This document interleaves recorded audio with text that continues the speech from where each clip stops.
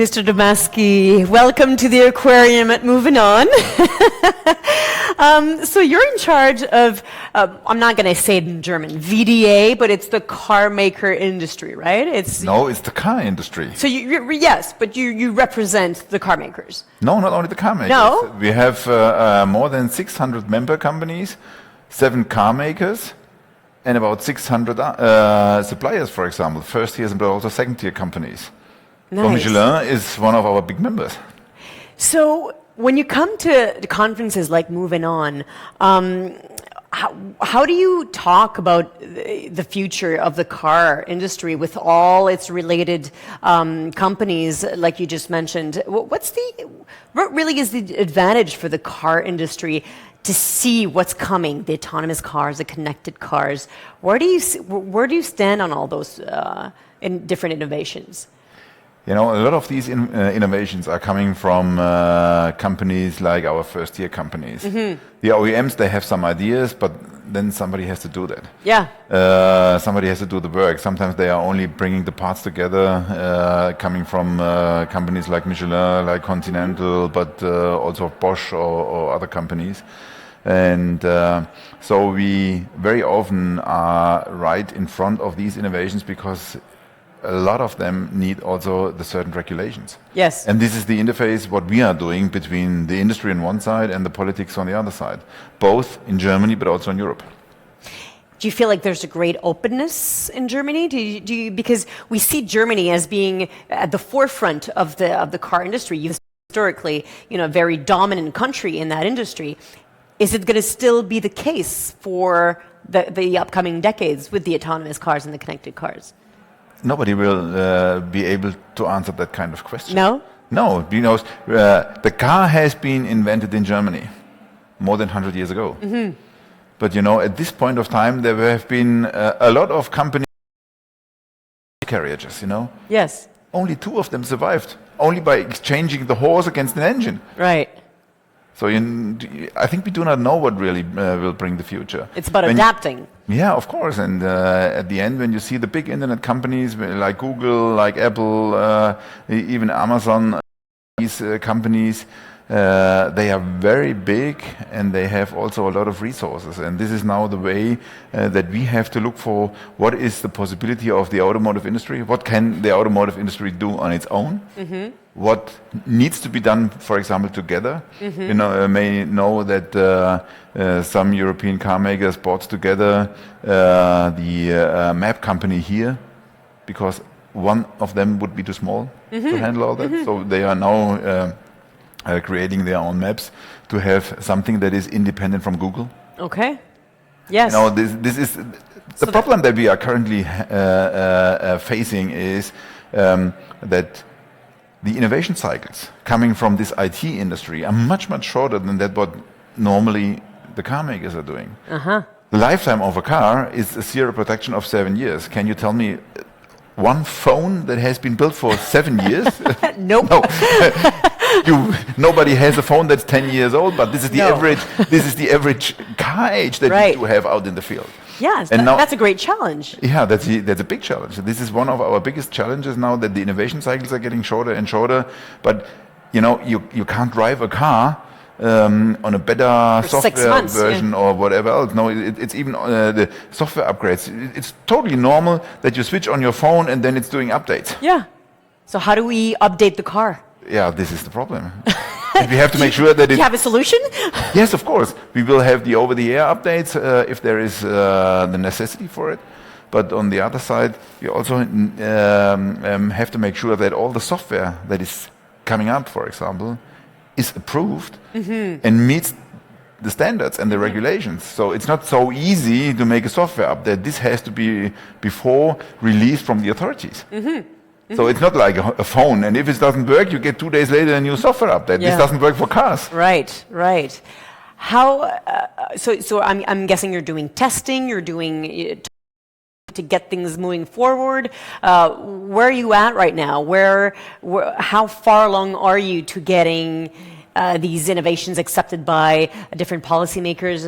Getting ahead in what you have to do to get to that car that's easily adaptable. Yeah, it's not only easily adaptable. First of all, we are talking about the functions of the car. That we want to have a car that can drive automatically, partly automatically, but also fully automatic. And we are not talking about the autonomous car, for example. Okay. We are talking about introduction, step by step, of certain functions. Okay. Like the motorway assistant that drives the car on the motorway. Hopefully everybody's driving into the same direction. Hopefully, Yeah, yes. yeah. Especially because I don't think you don't have a speed limit, right? On the autobahns? Yeah. Let's say it in this way, most of the Autobahn is limited. Okay. Most is limited. We have only some certain areas where it's not a speed limit in place. Okay. But of course, this is also a challenge for the automatic driver to cope with the high-speed differences of vehicles. So this is something that we have to also to look into the future, and maybe that therefore we need more than the sensors that are on the car, but also we need some information coming from the infrastructure. For example, if there is another car coming, I can get the information that their car is coming much before I can see it. Because if, for example, we have a V2X communication, this would be possible to inform the car that there is somebody with a higher speed behind the car, because the sensors can only look about 100 meters or something like that. But now we are working also on the different regulations. First of all, we have got from the German government now a new release for our traffic law, so-called Straßenverkehrsordnung, Straßenverkehrsgesetz. That means that our law regarding the street driving and behavior, and this allows us to use highly and fully automated cars. Okay. In Germany, that is already in place. Okay. So this is the most advanced law that is existing all over the world, and it's only in Germany, unfortunately now. So we have to do a so-called geofencing. As soon as you cross the border to France, we have to switch it off. No, we have to switch off the function. Oh, okay. The navigation system knows that you are right at the border, and then it tells the driver, sorry, I'm not allowed to drive on my own, you have to take over. Interesting. So this is what we are just developing. We hope that we can convince other states in Europe, or other countries in Europe as well, that they will bring something in place similar to that what we have, because for the customer, it would be, let's say, hard to understand if he has a function, an expensive function, a very reliable function that he's not allowed to use in France or in other countries. Of course.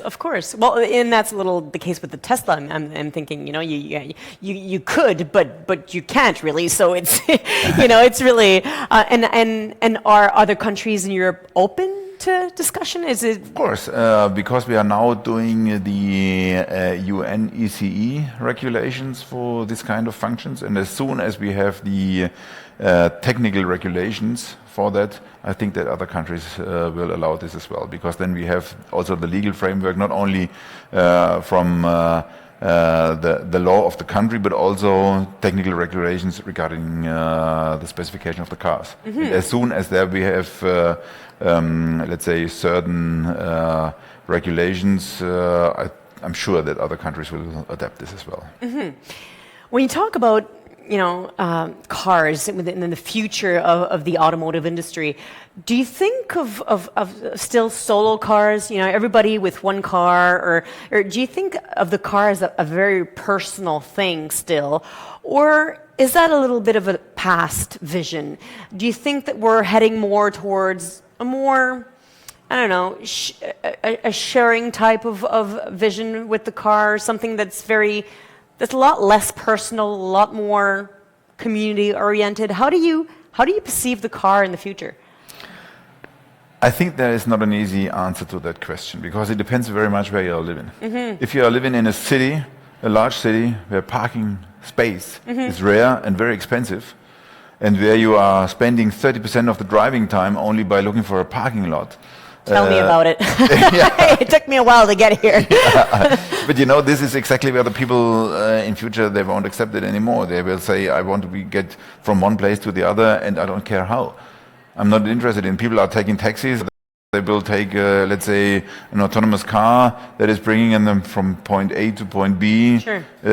Why shouldn't they do that? But it depends totally on the personal situation. When you are living in some rural areas, or especially elderly people living out there in some living areas outside of the city, they want to have their independence. Them, it's a big fortune if they have a car that even when they are getting 80 or 85, they can still drive the car, because if they are going to do mistakes, the car will compensate it. The car will not even allow to make mistakes, because the car is knowing what they are doing. So for them, they will, of course, I guess they will have their own car available, so that they can go wherever they want to go. For going shopping or whatever else, on the countryside as well, because the people need their car to be flexible, to bring the kids to school or whatever. And there, in my opinion, still a lot of owned cars. But as soon as it comes to big cities, I would say most of the cars will be shared cars. Electric cars, but shared cars. Interesting, because you answered most of my interest. I was going to say, what's in it for the consumer? Because the car industry is changing, the technology is changing, the innovation is there, but really the needs of the consumer aren't changing that much, really. So how do you get those two different objectives together? How do you manage that? Yeah, maybe that you won't buy a car in future, but you buy mobility. Yeah. As soon as you are in the city, you can take whatever car is there. And when you want to go out for the weekend into the mountains, whatever else, you get a car for the weekend. So you buy mobility. You have a flat rate for whatever else, and you can use whatever is possible. Maybe this is a possible business model for the future. I think this is something that we need also to experience with our customers. What will they really accept? It's a change of behavior. Yeah. In my age, the most important thing was to get the driver's license. Yeah. And the car. And the car, of course, yeah. I had the car before I got my license, Yeah, well, a lot of people, yeah. Sponsored by grandfather, Exactly. It's sitting there. You can't wait to use it. Yeah. Exactly, because this was my freedom. Yeah. And I know a lot of young people getting 20, 25 without having a driver's license. Sure. If they are living in cities and the taxi company called Mama is doing whatever is necessary, why should they drive on their own, And this is a big difference. Maybe that things will change. Maybe it will take some time. But it depends very much on the living situation. I think as soon as you get kids and you want to be independent, if you have to take them to the hospital or whatever else, you want to have a car, especially when you're not living in a big city. Right. I was going to say, a lot of people I know that took their driver's license later did it when they had kids, because they didn't need it before, but then the kids changes everything. Mr. Damasky, that was a very interesting conversation. We're looking forward to seeing how all of that pans out in the next couple of years. So thank you so much for being here with us in the Aquarium at Movin'On. Thank you. Thank you. My pleasure. Have a great trip.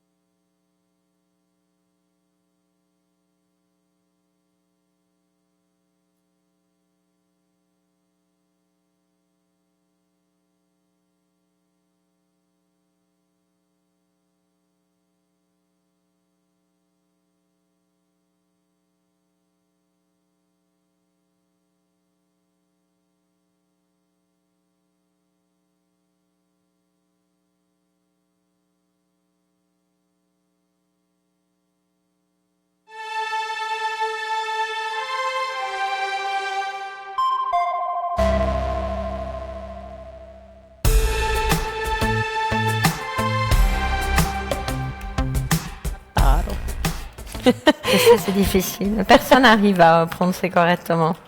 Alors, est-ce qu'on y va en français ou en anglais, Madame Zammarto? Non, je préfère en anglais, en fait. D'accord. Parce que mon italien est pas très bon.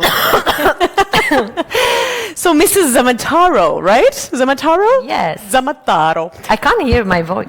Yeah, now I can hear it. Now you can hear it? So you're heading the International Road Federation. What do you do exactly? You oversee environmental programs? Is that what you do? How would you qualify what you do? How many hours? No, the International Road Federation, I like to say, is an old lady, but very active. Okay. We're created in 1948, so we are almost 70 years old. We were created right after the war, when there was a need to reconstruct, in fact, the infrastructure. Right. So at the base, it was more private companies who joined forces to start the organization. But most of it was really to start a dialogue with the government and help governments deliver on what they had to deliver. It's still the same today. It's the same kind of mission in a way. We function like a platform, brings together basically any actor, stakeholder has anything to do with roads and now even mobility, whether they are from the public sector, and it could be a ministry from the federal level down to municipality somewhere in South Africa, or big companies from the private sector, or even small businesses somewhere in India. And that's really the asset of the organization, the diversity. But it's also what makes our job very difficult. Yes. Because it's sometimes not always easy to put everybody together and have them agree on something. But we are really, I like always to say, we are facilitators. We facilitate the contact and exchange of knowledge, exchange of ideas, and exchange of solutions between the public and the private sector, sometimes also between private and private. We are facilitators. So give me examples where initiatives were put in place through your role of facilitator. I'll give you a very concrete example that we have an ongoing initiative which is not really publicized. We call it the ITS roundtables in India. The reason why we launched this initiative is that ITS has completely failed, intelligent transport system, in India, for the simple reason that India didn't have the right framework in place for ITS for a successful ITS deployment.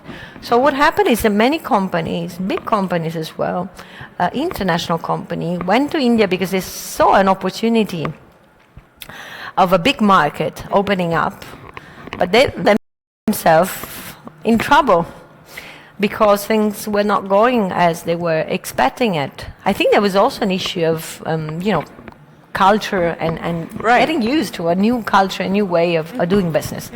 So what we have done, we have created a table for discussion, bringing in some top companies from the ITS arena, and actually we have been literally selecting each of the companies from each of the segment of the sector and brought them to the table, put them in a room together with very senior people from the government of India and forced them to talk to each other. So now what we are doing, we are literally, they are actually literally writing a roadmap for ITS deployment in India. That's one of the examples of what we do. Another one which concerns more the environment, for example, we have been working a lot with the European Commission in Europe on a new initiative and to develop technical criteria for green public procurement. So the idea was, how can you use public procurement to spur innovation and most of it, the scale up of the uptake of innovative and green technologies and materials. The Commission didn't really have, I have to say, the technical competence to do that. They turned to us to get that kind of feeling. I don't blame them. It's not really their job. Our sector is extremely technical when you go into the details, and that's what we did with them.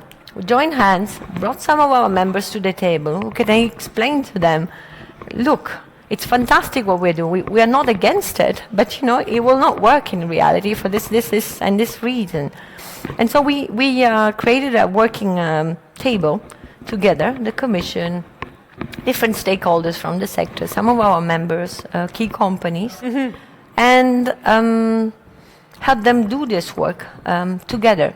It's always nice to come up with a nice piece of, policy or guidelines. And in that case, it was not even some sort of mandatory sort of regulation, but still, it would have had an impact on the sector. It's fantastic, but at the end of the day, if you cannot put it into practice, right? It's not even a nice for the European Commission. I think the intention was very good and pretty much supported because we shared exactly the same view. But all these different examples you're giving me point towards a lot of experience in dealing with different types of industry members, and all that helped you, I'm guessing, put together the manifesto that you presented at the COP22. Yes, indeed. How can you talk to me about some of the recommendations that were part of that manifesto that you put together? Yeah, thank you for mentioning that. This is also a very recent piece of work. For those who work in our sector knows that transport doesn't speak with one single voice, unfortunately, and is the poor kid in the negotiations about climate change, because we don't have a single voice, and you see, we are not really brought to the table where decisions are made, and still, actually, transport contributes a big chunk. Sure. So we are part of a broader stakeholders partnership, which is called the SLOCAT. SLOCAT was working on a more comprehensive transport kind of declaration, because we had two challenges. And one was bringing the transport sector to the table, and one was also trying to raise the attention on adaptation issues. So far, negotiation, research, and consequentially funding have been invested on mitigation issues. How do we cut emissions? But we forgot that about the impact that climate change has on the transport. We're only looking the impact that transport had on climate change. Adaptation is a very serious issue, especially if you look at it from an infrastructure point of view. It's a pity that we can't show pictures, but I have some very interesting pictures of pieces of fundamental infrastructure, like the main access to a city completely flooded. What do you do? Because then when you don't have access to a city, everything collapses. There's no economy. And imagine even access to very simple, fundamental things like health. So we came together with the members discussing, okay, what is really this issue of adaptation about? What are the challenges that we are facing, and how can we simplify in a way the message? I think that's the beauty of that document. It's simple. When you read it, it's very straightforward, and try to translate very complicated issue in very simple language, because we want everybody to understand it. One of the key recommendations has been to not to forget the people. We are focusing so much on data and the technology, and which are fundamental. I just came out of the panel stressing this point about having data, and data is also one of the key points in the declaration. Sure. We don't have good data, we don't have enough data to be able to plan properly adaptation measures and put together adaptation strategies in place. And this is all good, but at the end of the day, we also have to think about people, and there's a great need for capacity building really across the board. Because sometimes it happens, even the industry can come in and say and propose some solutions, but they have to have on the other side some counterparts who are able to understand what we are saying. It's not usually the case, and I don't blame them, because you are trained as an engineer in a certain way. You do as a public servant a certain career. Sure. We're not investing enough in training people. We're not investing enough in training as well, in people, in collecting data, being able to manage data and analyze data. Yes, that's a analytics, yes. Analytics is fundamental, because even when we have data, it's fantastic. But if you're not able to use it, what do you do? Sure, it's not data, all usable, yeah. Data, people, I think we had in there also a point about funding and financing. That's a key issue as well. It's very difficult from our sector, if we go with the projects from a transport sector, to access funding which is made available within the climate change fund, for example, for projects on adaptation. It is shaped in a way that it's difficult for us as transport people to access the money. Yeah, to even apply, yeah. We need to free that highway because it's extremely important. We can't always rely on the public sector to open the wallet and just chuck money into on the table. Yeah, it's a global responsibility, and so governments have to chip in as well. Absolutely. And in that case, it's also international donors, international organizations are putting together the money, the funding, to push forward the research that is still needed, because climate change, let's face it, is also a very uncertain kind of environment. Sure. Nobody really knows what we're dealing with. Or it is happening. Is it? Yeah, yeah. It's happening. Oh, is it? Okay, I wasn't sure. No, it is happening. Like that. The Canada Transport Minister made a fantastic opening statement yesterday. Climate change, we believe that climate change is happening. Okay. And we're not here to build walls, but bridges. Yes, yes. It is happening. What is uncertain is it's not always easy to predict. And we, in our sector, work pretty much with, especially when you think about putting together standards and technical standards, we need a very defined, clear figure. And that's one of the problems we face. And climate change, we are working with ranges of figures. So even when we want to adjust the standards, which is one of the key issues that we're facing in our sector as well, it's tricky. I don't have enough precise figures. I have to work with a range of figures. So how do you do that? So I understand there are very many challenges, obviously, because so many players and so many unanswered questions. But are you hopeful? How do you deal with all the challenges that are coming? I mean, in a very simple, straightforward way. I look at history and I look at the kind of challenges that human beings have been facing over centuries, and look, we always overcome.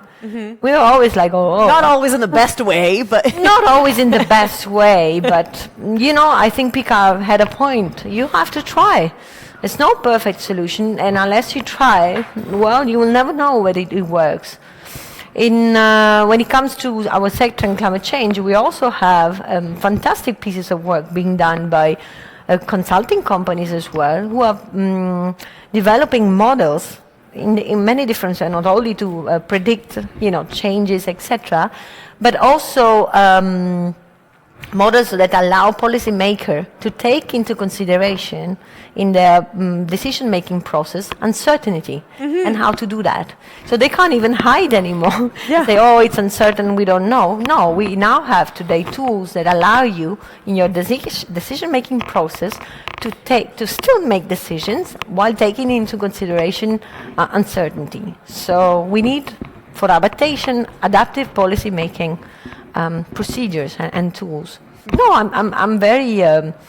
I am very positive in many different ways. If I look at the technology has done, research and technology have done a tremendous advancement. Where I see more difficulties in legislation or regulation being able to keep pace with innovation. That's very tricky. And I think that was one of the points that came out very often during the discussion here. Are policymakers being really able to run after what is happening and innovation, or should they be doing that? Yeah. Or maybe can we think about situations where you just put in place a sort of a general framework and just let them work, let them Let them the freedom, give them the freedom to find the solutions. Not Very easy. interesting. Very interesting. I would go on for hours with you, Mrs. Thank you. Zammarto. I think Me too. I think it's I'm very passionate. yes, but it's passionate issues really, because we're in the middle of it and things are happening. I think it's a great time to be alive, personally. It is. Thank you so much for coming Thanks into our to you. Aquarium. Moving on. Have a great event. Thank you.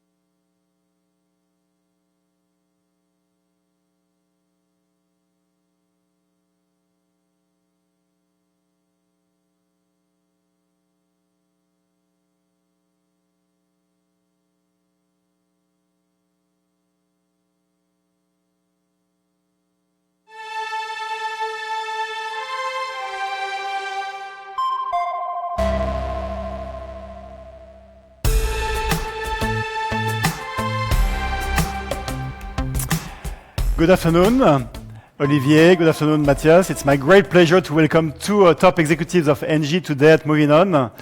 My name is Alexis Orfaged. I work for Michelin. I'm the director of the Open Lab, which is closely connected to Movin'On. So, Olivier, Biancarelli, Mathias, Lelièvre, can you please introduce yourself? Olivier, you are here on behalf of Isabelle Kocher, the CEO of Engie. Yes, indeed. It's my pleasure to be there. I'm the head of an organization dedicated to B2T offers. It means business to territories offers. Everything encompassing smart city offers, distributed energy offers, and mobility offers. That's interesting. Sorry to interrupt. But B2T, business to territories. Exactly. This is something that you mentioned to us before, and I think it's quite new. I mean, it's not common in terms of acronyms, and we have many also at Michelin, acronyms in the business. How did you come up with business to territories approach? Because beside the traditional B2B business line, B2C business line, we have decided to create this B2T business line, taking into account that everywhere in the world, we had to deal with complex issues in territories. I mean cities, airports, campuses, islands. And so it takes a dedicated organization to deal with that.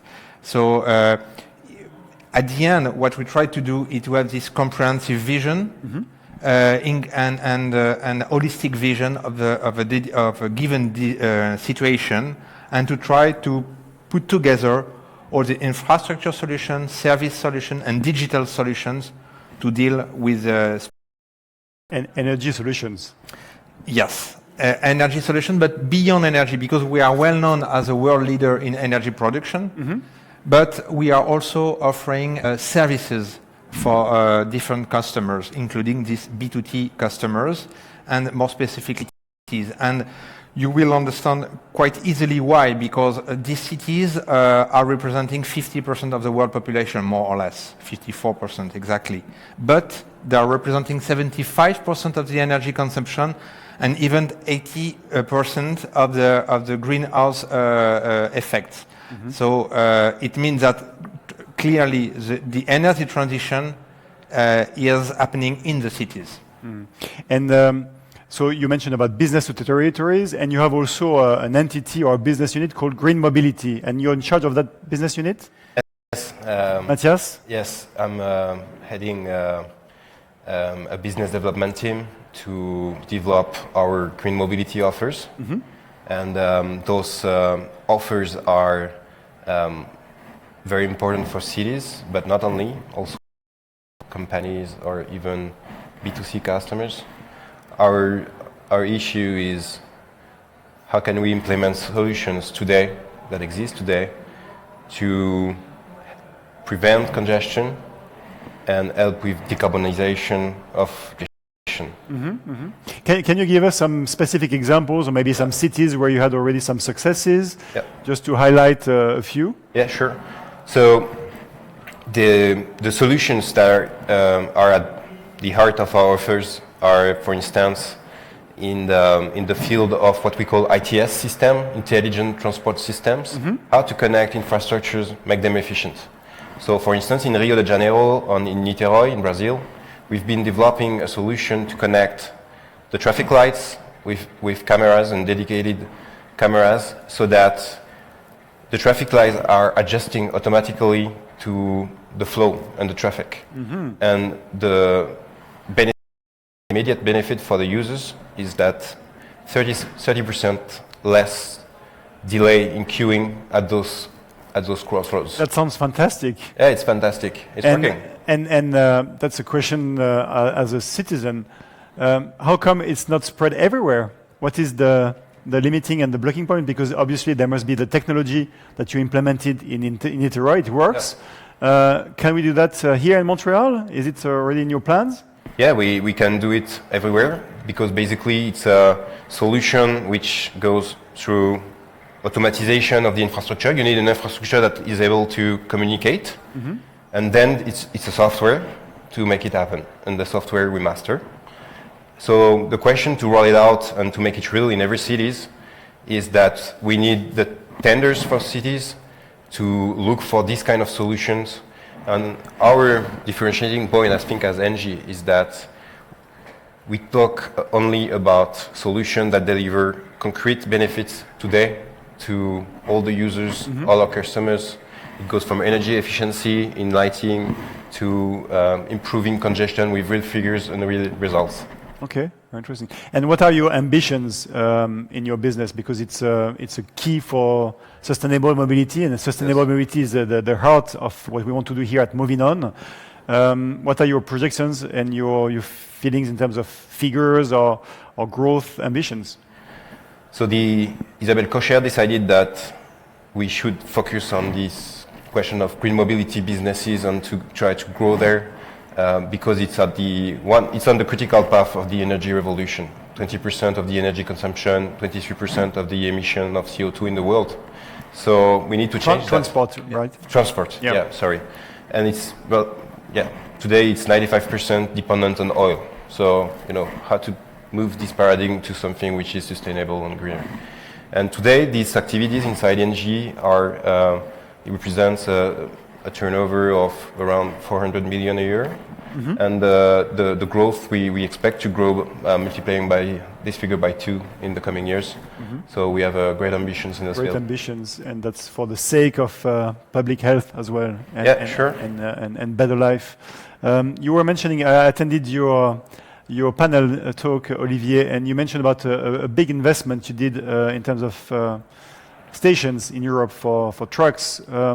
Is that connected all together with what Mathias just mentioned? Yes, it is, and it showed that we can make a big investment. In this case, it's 100 million euros to build this European network of compressed natural gas and liquefied natural gas for trucks, for light and heavy duty trucks.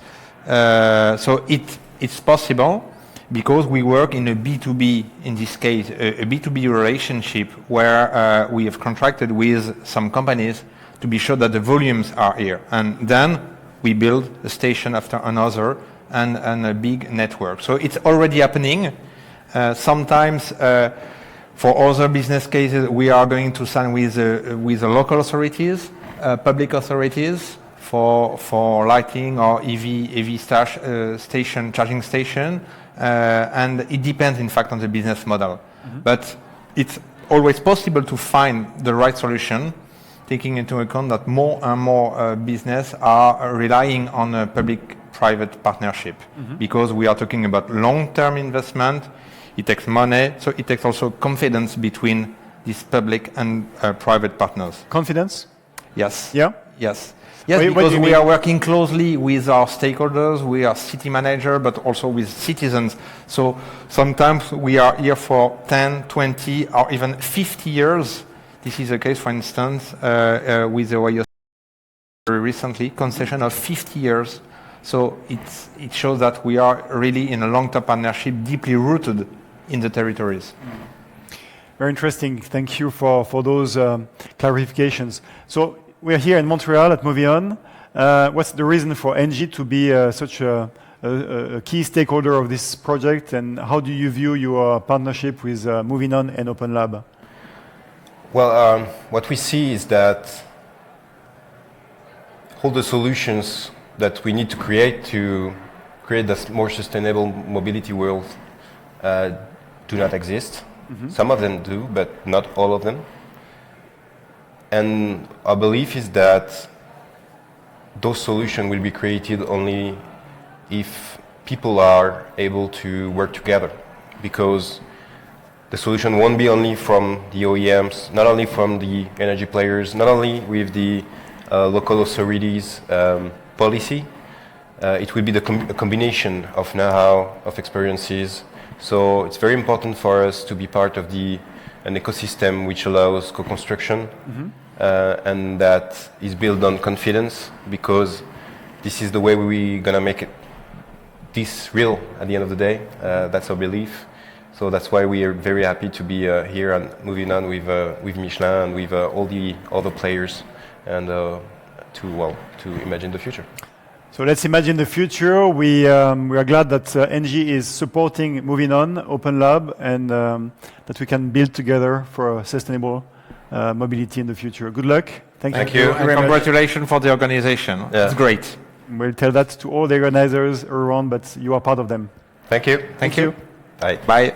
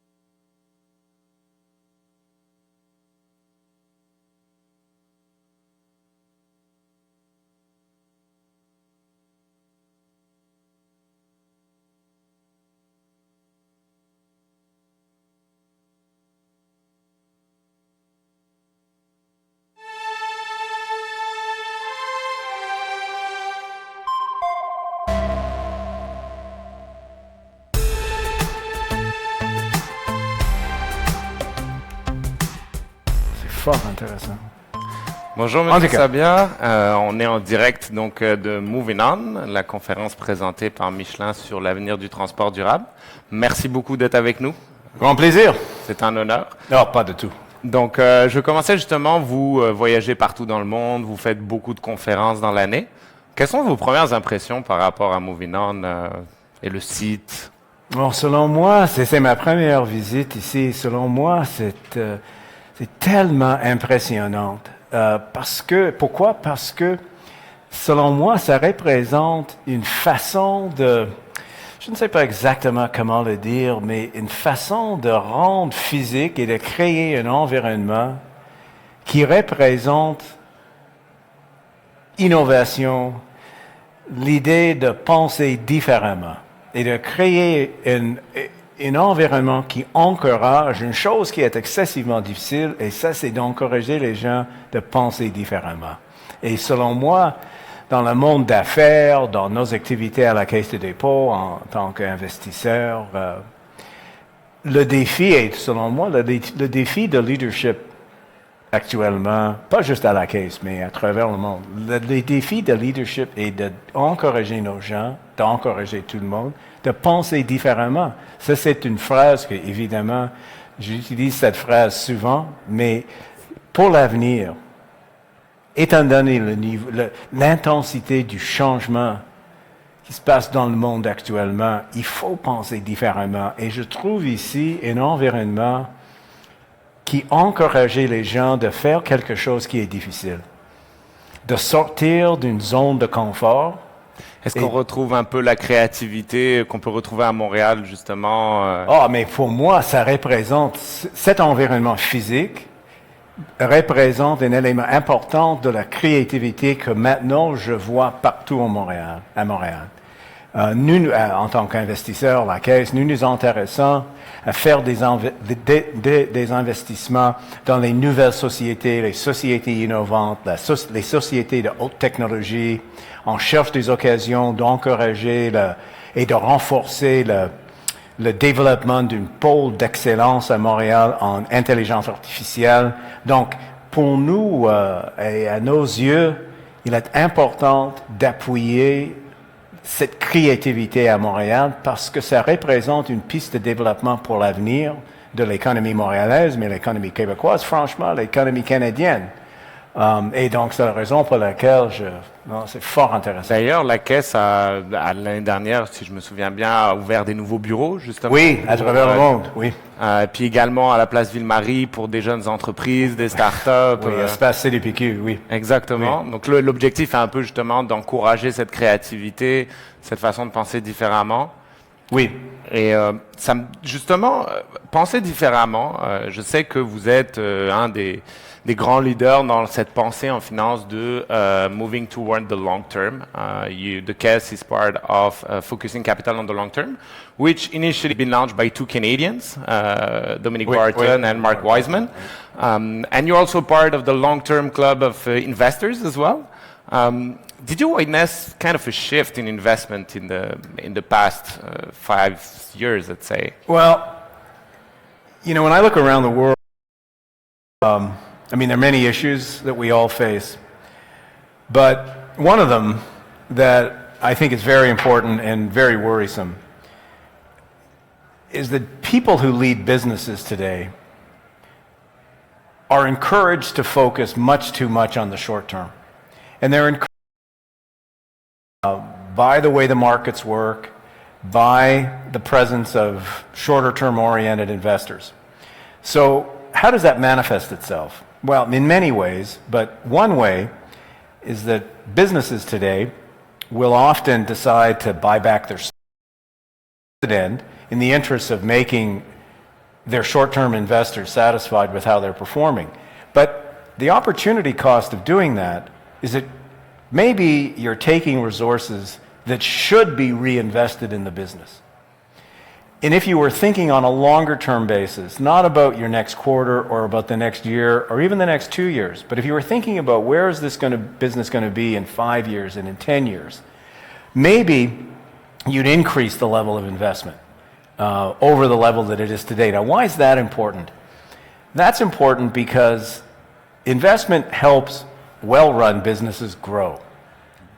And growth is what we need. And growth is what we don't have enough of in North America, in Western Europe. That's the challenge. And I think that issue of growth, economic growth, plays directly into issues of income inequality and the kind of political populism that we're seeing around the world. Now, I'm not suggesting that taking a longer-term focus on how businesses are managed is a one-shot solution to all these issues. It is clearly not.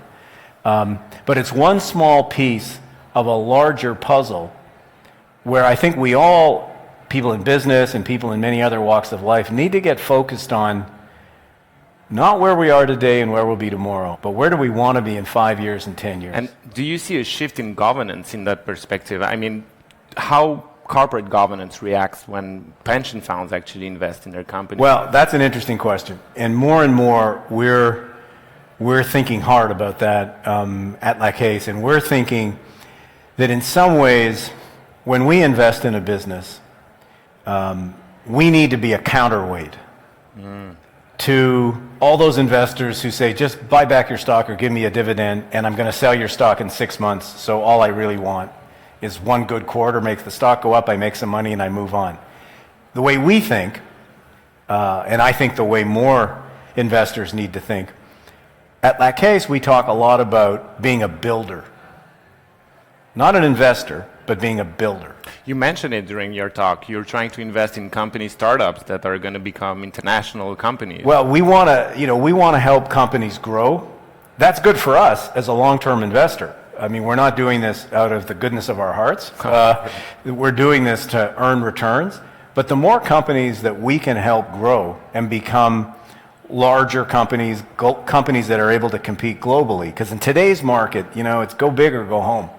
And the more we can encourage that, we think it's obviously better for the economy, it's better for those businesses, and in the long term, it's better for us. So building things, whether it's building infrastructure, building buildings in our real estate division, or building companies through the other investments that we make in public companies or private companies.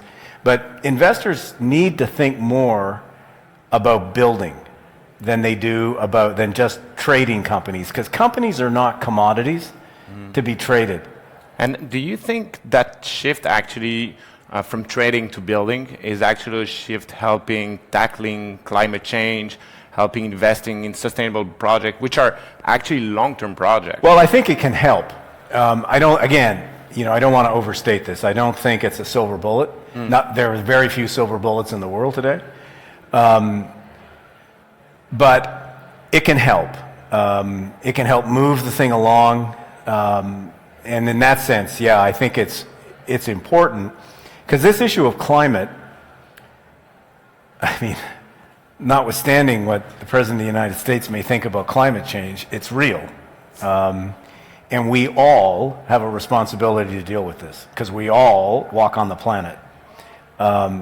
So if we can find opportunities, we're a big investor in, I think we're the biggest investor in North America in wind and solar power. Interesting. And we're starting to do solar power now in India, and we're interested in doing wind in Mexico, etc.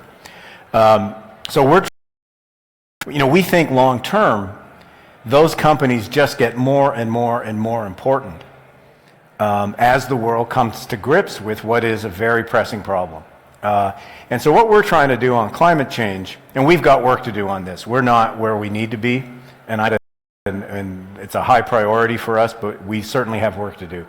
But what we're trying to do is encourage positive change. And what I mean by that is finding companies who, by the nature of what they do, can help advance and accelerate this transition that the world has to go through from the kind of energy that we generate today to new kinds of energy, whether it's wind or different kinds of hydro or solar or whatever it will be. If we can invest in those companies and grow those companies, then as we do that, I think we're accelerating this that the world's going to have to go through. And I think as an investor, we have a responsibility to do that. So our outlook is, let's try to accelerate positive change. Let's try to make this transition happen faster. And when I know the case is investing, and most pension fund and sovereign wealth fund invest in infrastructure. Sorry, I feel sometimes. Do you think it's due to the fact that pension fund can overcome short-term fluctuation, and given the return on such assets, it's something that is more pension fund are better positioned to invest in that kind of assets?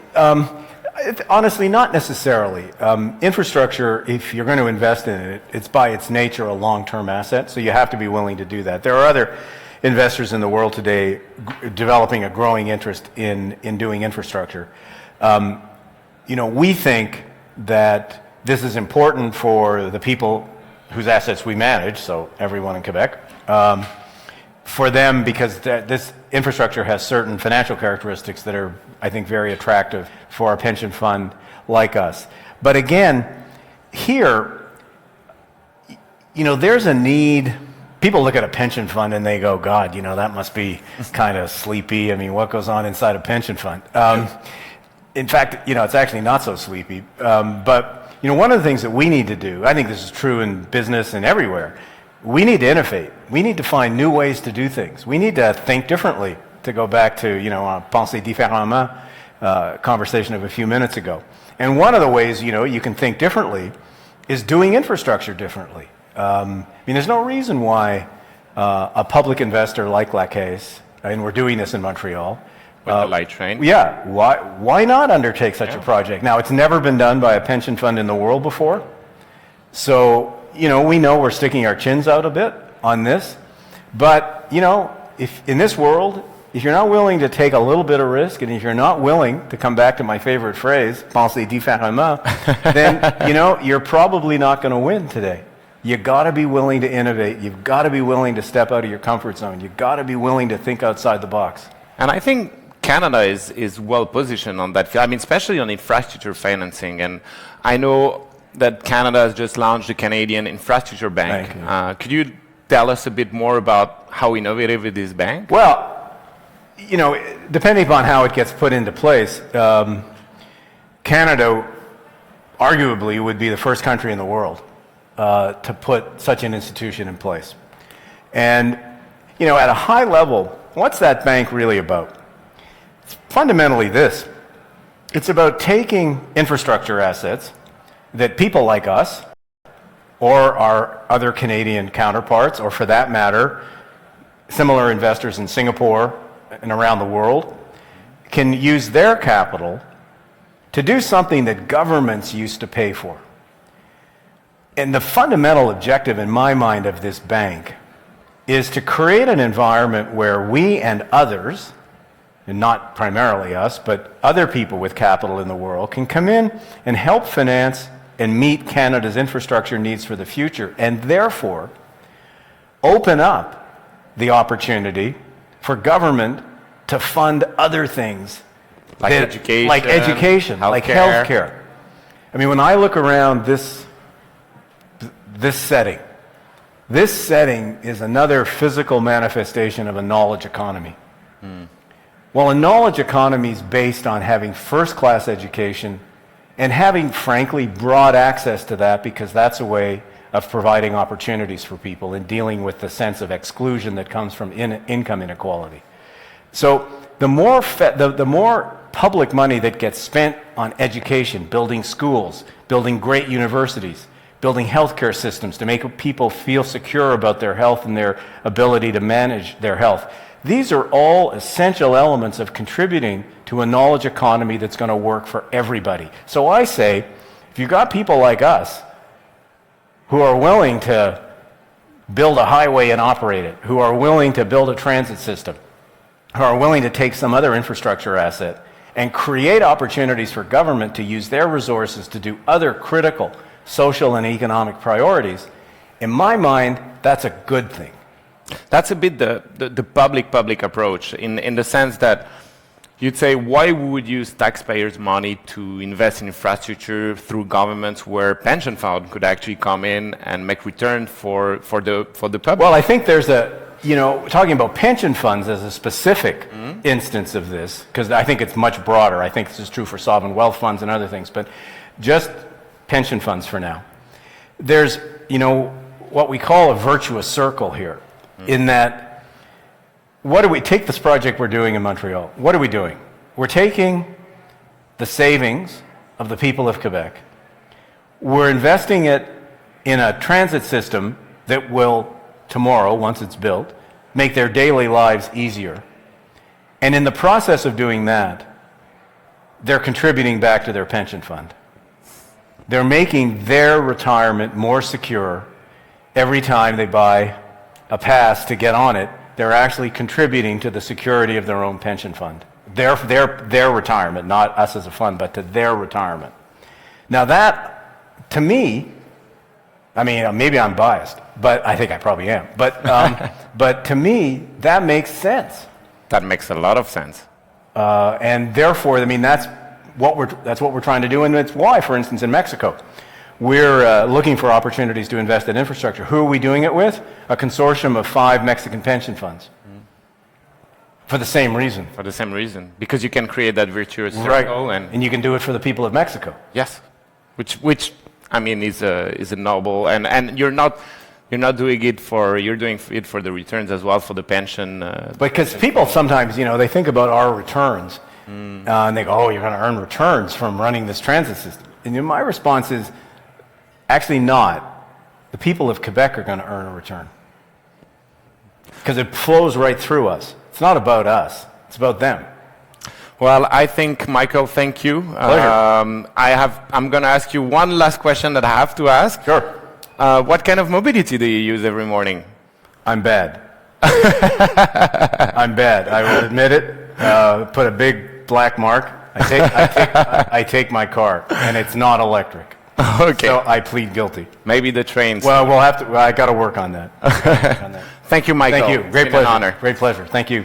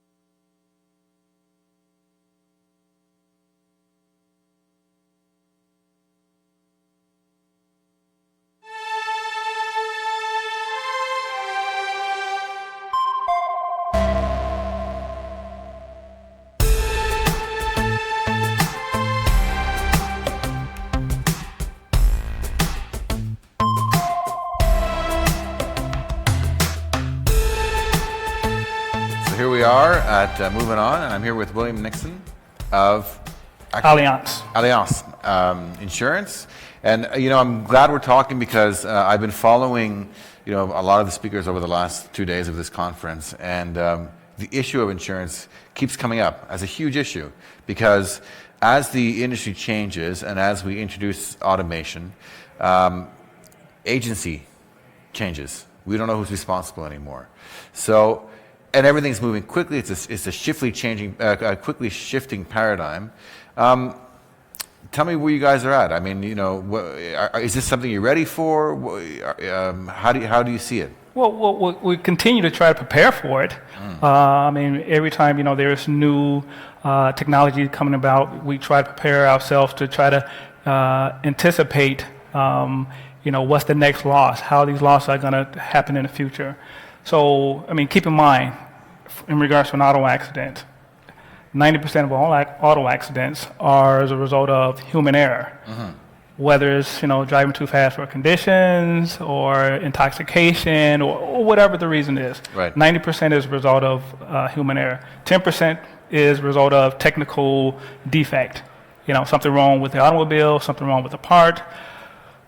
Over the period of time, as autonomous driving, start and continue, that paradigm is going to shift. So you take the human element out of it, fewer accidents. Right. And the losses are going to shift from being more result of the driver doing something wrong to the technical issues, product manufacturer, defect. So the paradigm is going to shift.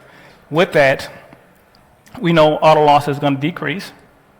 Right. It's just natural. It's going to decrease. Yeah. As a result of that, insurance companies' number one outlay of cash is loss payment. Loss payments are going to decrease as well.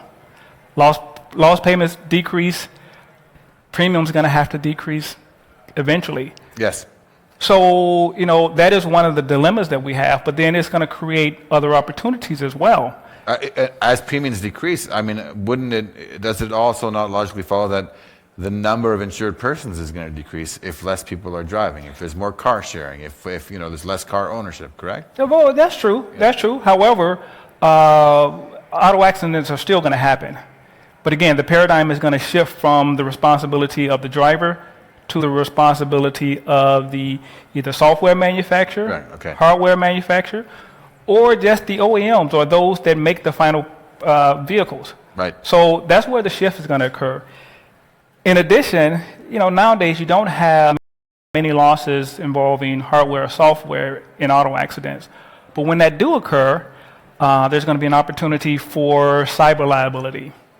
And that's where an opportunity where we can shift some of the premiums from automobiles to product to cyber liability. It seems super complex because in an environment where you have an automobile manufacturer, you have those responsible for the integration of cyber products into the car, who are not the manufacturers, maybe. You may have fleet owners. It seems like a very complex ecosystem within which to sell insurance, to find liability. That you get the same feeling? Yeah. Well, I mean, everyone, has to have insurance just to make sure that they're protected for whatever reason, either their driving or their product, and that's going to continue to happen. That. But again, in what fashion? That's the $100 million question. How it's going to shift, when it's going to shift, in what format. So those are questions that we as the insurance industry have. But again, those that we're working on and try to anticipate that in the future. Do you, for now, what is your vision of the future? What are you foreseeing? What steps have you taken? Well, we continue to work with our partners because now Allianz is one of the insurer of those who manufacture automobiles as well as those who supply auto parts. So we continue to work with them to again have dialogue to try to anticipate how those changes are going to happen, as well as we look forward and work with new partners. because with this technology coming in place, there's going to be new players. I mean, even now, you have startups, you have joint ventures with small companies who are bringing the technology into the automobile. So again, just continue working with them, asking the questions and trying to anticipate what's the next step in the future. So, we're living famously through an age of disruption.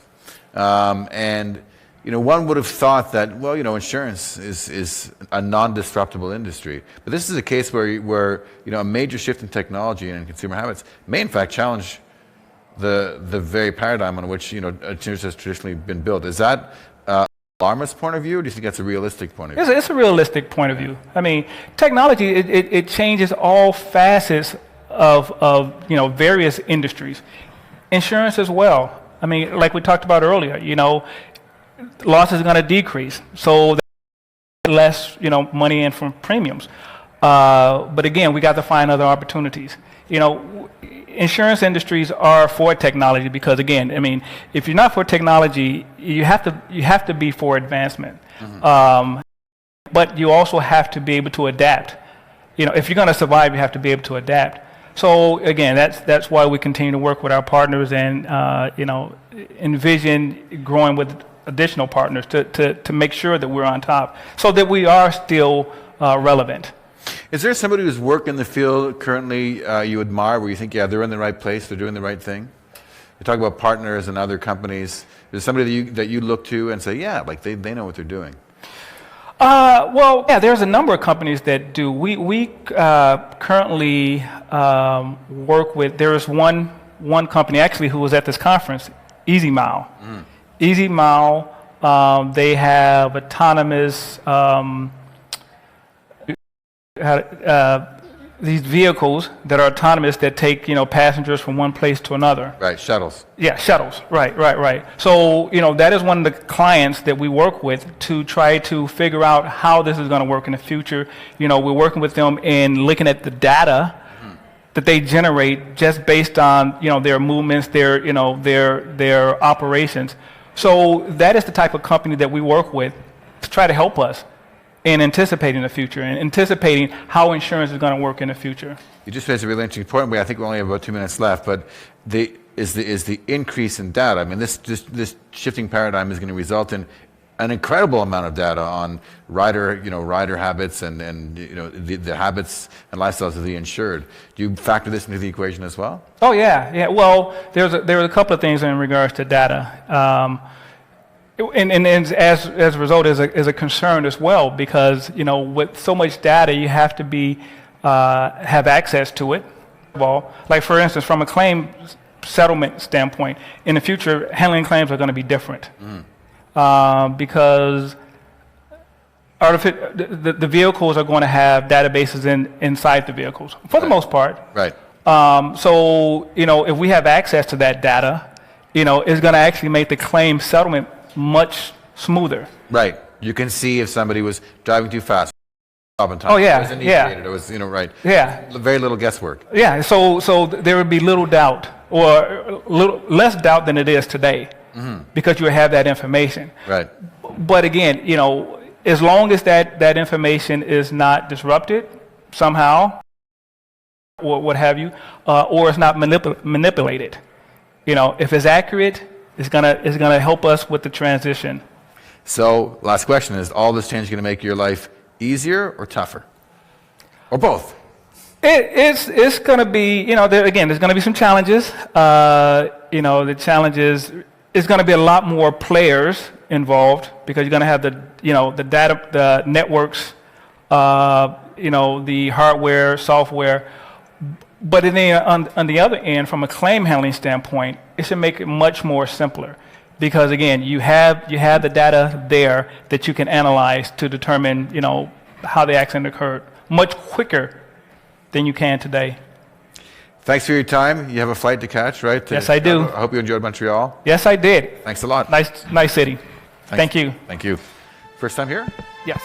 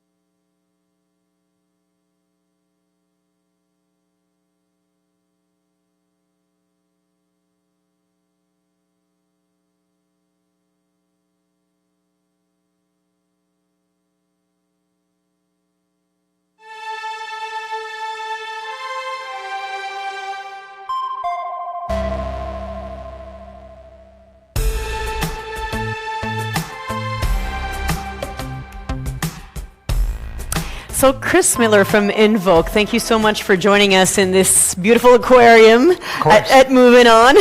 Thank you for having me. Very nice to meet you, because Invoke, not many people know, but you've been around for quite a while. 17 years? I mean, that's before smartphones anyway, before social media. So, and it's funny because what you do now requires pretty much both. So it's interesting how you went through those 17 years with all the different types of innovation that you had to go through.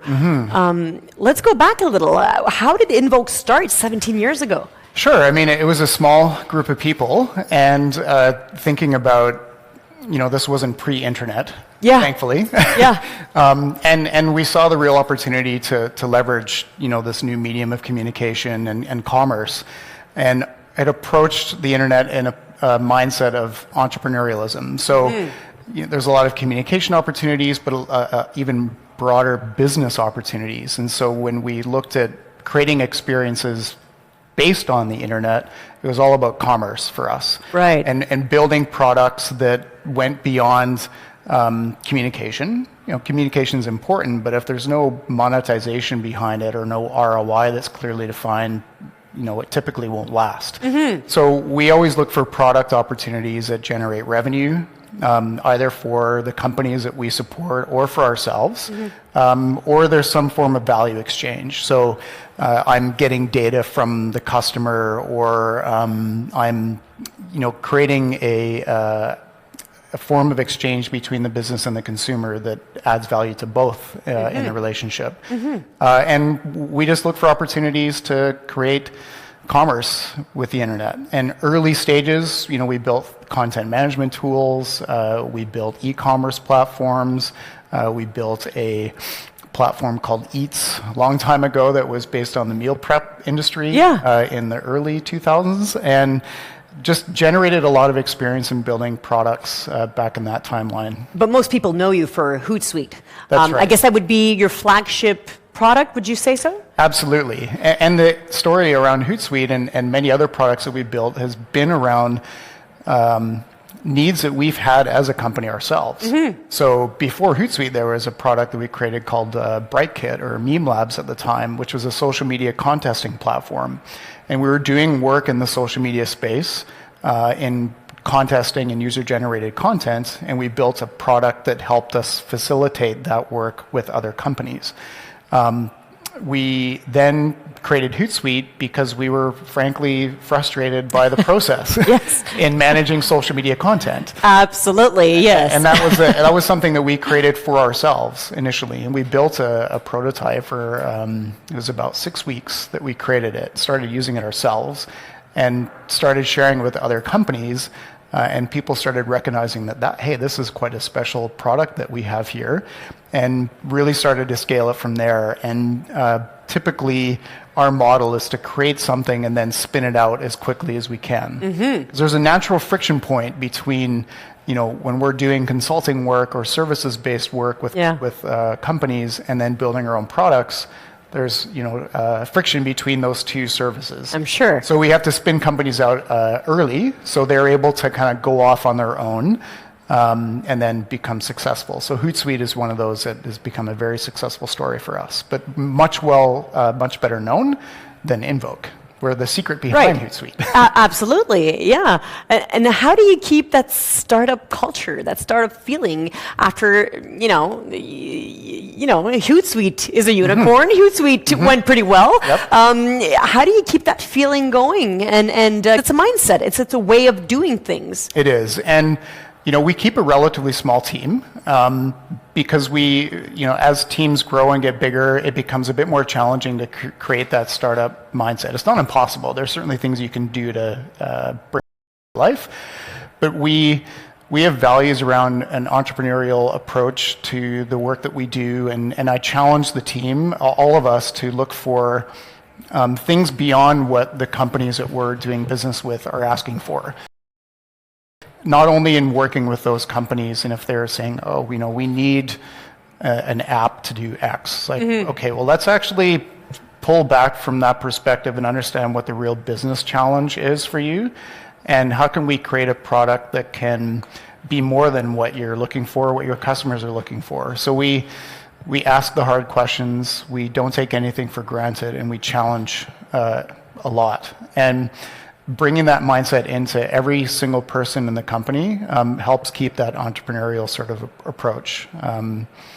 We don't say yes very often. We say no. Let's consider new angles to pursue. And where we end up with most of the companies we work with is very different than where we started. Really? Yeah, and we uncover have any things along the way. examples?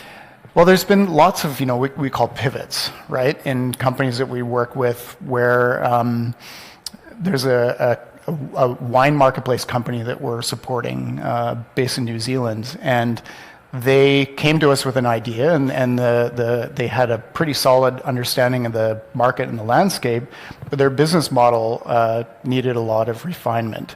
So we worked with them to evolve their thinking around pricing models and monetization and what the real value was to their audience, and evolved it from something that, arguably maybe wouldn't have been successful into something that we feel has got a real chance to win in the market. So every time we take on an opportunity, we always say, well, that's not quite what we think we could do. But the important thing, though, we can't expect that we'll have all the answers, and we also can't expect that the companies we work with have all the answers. The ultimate, I wouldn't say decision maker, but influencer in the mix is the market and the consumer. Right. And I see lots of examples where companies are shipping products that have been focused mostly internally, or they think, well, we have all the answers, we know this business very well, our customers will love this thing, and then they ship it, and oh wait, they're not reacting to it the way that we thought. Right. So our belief is bringing customers in early allows for understanding their needs more effectively and understanding whether or not your product is going to be successful. And is that something that you've noticed here at Movin'On? Putting the consumer back into the equation? Because I've been talking to a lot of people in 2 days, and I feel that that's a concern. That perhaps too many policies, too many programs, too many ideas have been put together without really thinking about the end product or the end, the way that it's going to be used. Yeah. So is that something that you've noticed? Something that you're taking away? I've noticed that it's not being done enough. So products can happen to customers, That's a good way to put it, yeah. And they're almost like, well, wait a minute, we didn't want that, or that's not exactly meeting my needs. Right. And so much is invested, and like in many cases necessary, an investment in technology or engineering that then consumers, and they haven't been involved enough in the process. So, there's an argument around if you ask a customer what they want, they're going to tell you an answer that they actually, that the business isn't able to provide or shouldn't provide. If you observe them and products based on observation and asking them, what their needs and wants are. It's a very different thing. It is, yeah. So my concern is that too many companies are still waiting to involve customers or the end users too late. And they're putting all this effort into these, amazing products, but they leave at the end. And our role is really to bring more of that consumer perspective and the customer experience into the product roadmap early. So what are the good ideas, the innovative ideas that you've seen here at Movin'On this year? Is there anything that comes to mind when you think, okay, this is good, this is going to work, this is a good idea? Well, there's so many companies and products that are here. Just a couple examples of things that you find inspiring. So Hyperloop is amazing, right? And listening to their story about how it's been 100 years since we've really developed a new form of transportation, with flight being the last major one, and now Hyperloop is exploring, a new mode of transportation that can be very fast and very efficient, and allows travelers to or things that are going to single destinations, or I mean, I'm not describing Hyperloop effectively, but that's a very exciting evolution in transportation. That's an overhaul. It's great to see companies pursuing, these moonshot ideas. Yeah, these science fiction ideas. I'm very excited to see, what happens in the next 3 to 5 years with technology like that. Also with autonomous vehicles. Mm-hmm. I would love to see that kind of technology happen in the next 5 years. I'm worried about consumer adoption. Right. And I was talking earlier about the connected car experience, and I do think that connected cars are a nice step towards autonomous vehicles, where drivers or passengers can start to understand better what's happening with their vehicles, also their driving habits and behaviors, and that can allow for changes in the way that insurance is applied, or other, car sharing, things like that. Sure. Where people start to change the relationship they have with their cars. Connected cars can make that step into autonomous vehicles less disruptive. Yeah, it's a question of trust, really. A question Absolutely. of relationship with the innovation. If the distance between the customer or the user and the technology is too wide in terms of their understanding of how it works, or not even how it works, but how they can trust it. If it's a black box, people will be afraid of it. Yeah. And so finding ways to build trust and still have some form of control for people who are now going to be passengers in the vehicle versus controlling the driving experience is going to be very important to see that adopted in the future. So what's Invoque's role going to be in all this in the next couple of years? Well, I think in many different ways. One is that we do work with large companies to help build innovation practice and look for digital product opportunities. There's a lot of exciting companies here that are really on the cutting edge of some of these initiatives from a transportation perspective, and some that have lots of catching up to do. So, our role is to work with those companies that have to catch up and help them think and behave, frankly, a little bit more like a startup would, or some of these new tech companies that are coming up. So the role that we would play is helping them approach their business in a different way and try to kind of remove the constraints as much as they can, and almost look at their business as if they were trying to, attack it themselves. Right. And there's a model to do that. It's not a mystery. It's not, people talk about, a special sauce or some magic involved. We believe that if you follow a framework, you can uncover innovation opportunities within your organization in any size. So our role is to really help companies identify what those opportunities are, and then follow an iterative approach to prototype these, get customers involved early, validate them, and as they're able to validate the ideas, then it goes up to a commercial scale. I think you've got your work cut out for you for the next couple of years. You're right. Chris Mueller from Invoque, thank you so much for your time. Thank you. Thank you. That was great.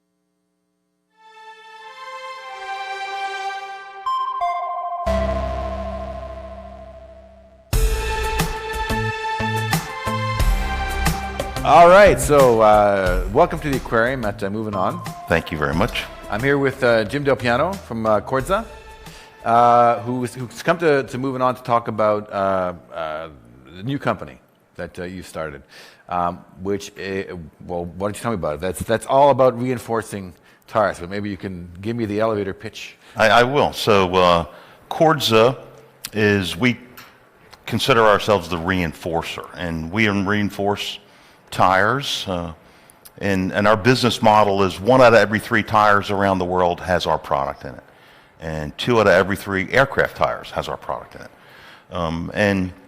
And we make reinforcement material for tires. It's mainly polyester and nylon, kind of dumb stuff. But we're expanding our business line into alternate sources of reinforcement, learning from how we developed our first.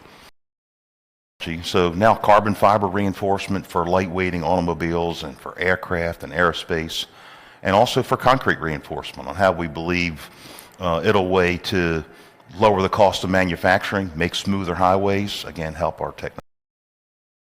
Assuming as well? Lighter materials. Lightweighting is really one of the key things. Have the same strength, much lighter, and that's how we're going to continue to lower costs. So where do you intervene in the manufacturing process? If you're working with 3 different tire manufacturers or cement manufacturers? So we come in as one of the raw material suppliers, and most of our customers call it reinforcement.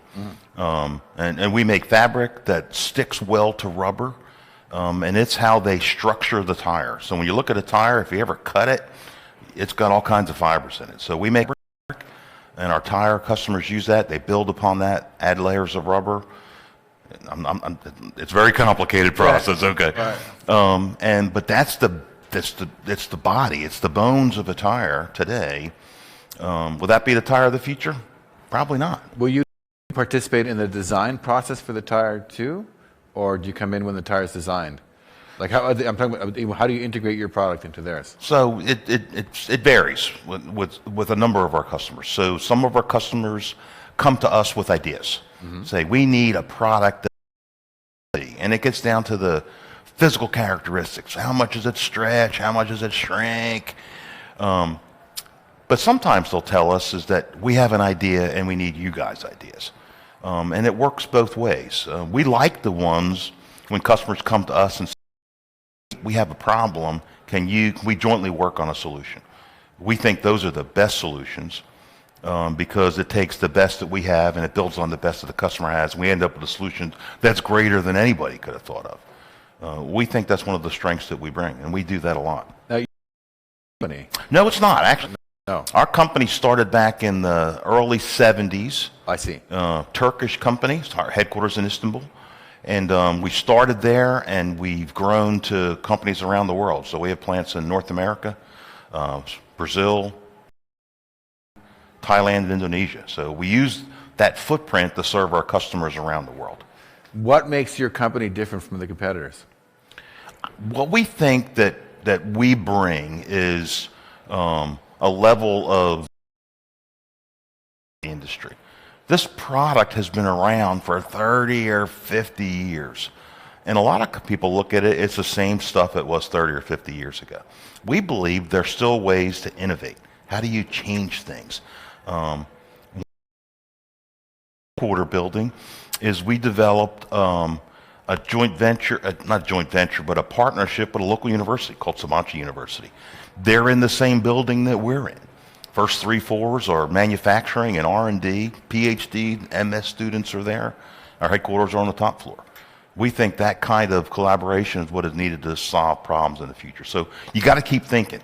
We've won the top R&D center in Turkey for the last 5 years because we keep investing in R&D, hire smart people, have them solve problems. So what are the driving principles behind it? I mean, do you say, okay, we're innovating to be lighter, we're innovating to be more durable, we're innovating for less wear? Like, what's the end game for you?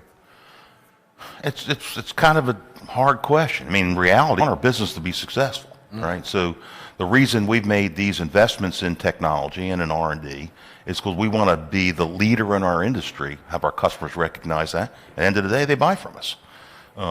We also want to make sure that we're not sitting on our hands, that you can't rely on the for what you've done in the past. You have to change. You have to reinvent yourself. We take that very seriously. We constantly have to reinvent. If that means that we're going to sell less of a product in the future, that's the answer of the industry. You can't hide from it. Change comes. So. Well, that was a good question. So, disruption is the big issue of the day, right? Yeah. One might have thought, oh yeah, we're a disruption-proof business because everybody needs tires. However, at a conference like this, you start to wonder, will there be less rolling stock in the world? Or there's just going to be less cars, less vehicles? What do you have a predictive, position on this? If it is, it's bad because we can't predict the future. But we try to observe trends and what could be driving things. How could trends be different? Michelin today introduced a tire that has no air. It's airless. It has none of the product in it. Right. Very innovative technology.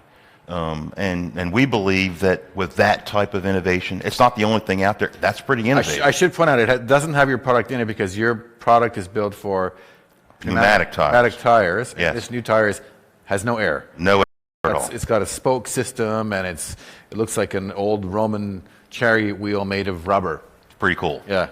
It's actually neat technology. So it's not a reflection on the quality of your product. No, not at all. Yeah. It's a change in technology. And will that be the driving force for the technology? We don't know. Is it one of those areas? Yeah, it is. And you know how things develop. You start with one thing and it evolves to evolve, and you end up with something that's completely different. So we believe you can't sit on your hands. I keep saying that. So our base business is reinforcement for pneumatic tires. We also think it's important for us to develop, we call them adjacent businesses. We think carbon fiber composites is going to be a huge growth business for us. Lightweighting, continue to take more metal out of cars to make the cars lighter. Because with the new CAFE standards for fuel economy requirements, you got to get lighter. Tires, you get better rolling, so it goes further.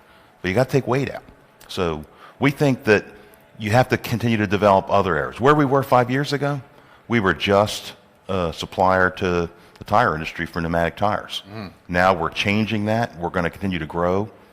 And we want to grow with our customers. They have a lot of demands. Sometimes they ask some things that are just, we've never thought about that. God, that's a crazy idea. Right. And we got to grow with them. So the theme of this conference is collaboration. Yes. People are talking about it a lot. How manufacturers have to collaborate with IT people, with insurers. So how much is collaboration part of your business? You've indicated that it's an important part. Very important. But who do you bring together around the table when you're working? So sometimes it depends on the product. Most of the time we'll bring in suppliers and our customers. Recently I talked about university. So we have an open collaboration with Sabia University for development, because it's funny when you get kids in a room thinking that there's no doors, it's amazing you develop out of that. But working with customers and working with suppliers, you get great solutions. And that's how you have to have that. We have good ideas. Sometimes I think we have great ideas, but sometimes not so much. That you got to find the right answer, and the right answer is by. That's how you develop the best solution. Do you? It's plastics. Your product. It's an oil-based product. What is the future for that? I mean, are we going to move? Are we going to stay with plastics? With, I don't know, organic compounds or other stuff. I mean, there's been a lot of development for bio-based materials for both polyester and nylon. Today, the technology doesn't develop far enough. It just doesn't have good economics. It just is not where it needs to be yet, at least not without government subsidies. It'll be there. So we think in the immediate term, I don't know if that's 15 or 25 years, we think plastic-based technology is still going to be a dominant source in the industry. That being said, that's why we think now's the time for us to change our business to expand into these, we call them adjacent industries for us, that it builds on our technology strength but grows into new business lines. Sounds exciting. It is exciting. Sounds like a cool feature. I just was given the warning that we need to shut it down. So thank you. Talk to you. And is there anything else? Any last words before we? The only last word I would say is this conference is just amazing.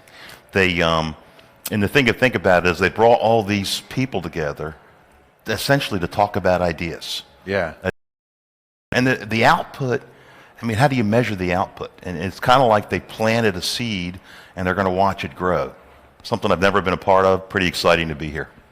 Hope you come back next year. I hope so too. Thanks. Thank you very much. Okay. Take care. Bye.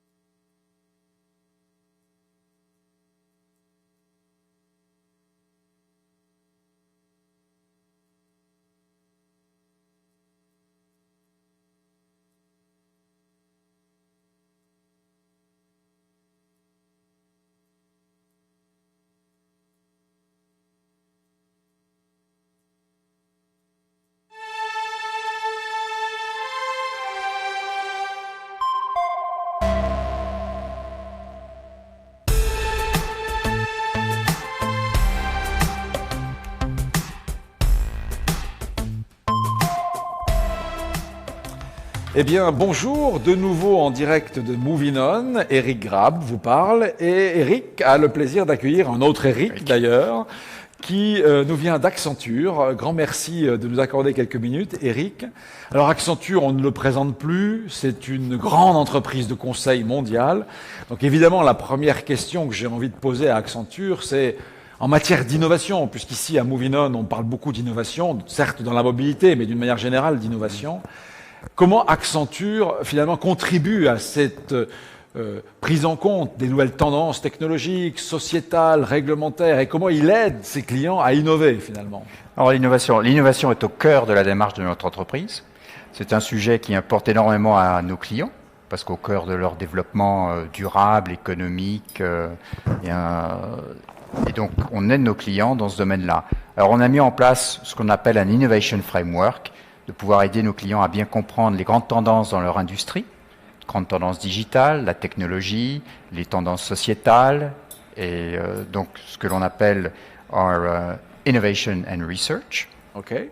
Puis on a mis en place, on a un groupe de 7 Tech Labs qui réfléchissent et qui regardent un peu de la veille technologique pour comprendre comment ces nouvelles technologies, machine learning, artificial intelligence, toutes les technologies qu'on a vues aujourd'hui à Movin'On, et de voir comment ils peuvent utiliser ces technologies dans leur business pour les aider dans leur axe de développement, la croissance, mais également pour rendre leurs opérations plus efficaces. Donc ça, c'est du Fab Lab?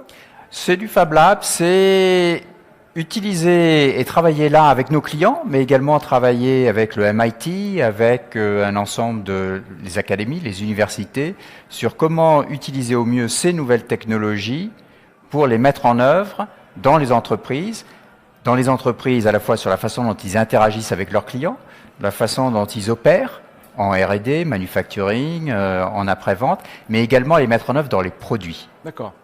De façon à les aider à accroître leur croissance, mais également les aider à bottom line results, à être plus opérationnels, plus efficaces. D'accord, d'accord. Est-ce que vous pensez qu'un événement comme celui-là, qui essaye de réunir finalement un écosystème d'innovation, ça peut aider à accélérer un peu ces processus d'innovation pour les entreprises? Alors je pense que ça les aide. Okay. J'ai trouvé cet événement Movin'On assez phénoménal. Parce que vous avez utilisé un certain nombre de mots. Innovation, il est très innovant, à la fois dans le contenu et dans le format. Il y a le terme écosystème, et donc là je pense que c'est une des richesses de cet événement, c'est de mettre ensemble des partenaires, des entreprises, la ville de Montréal, les universités, les étudiants. Qui n'ont pas l'habitude de travailler ensemble dans certains cas. Qui n'ont pas l'habitude de travailler ensemble. Et donc là, on a des perspectives et des points de vue complètement différents. D'accord.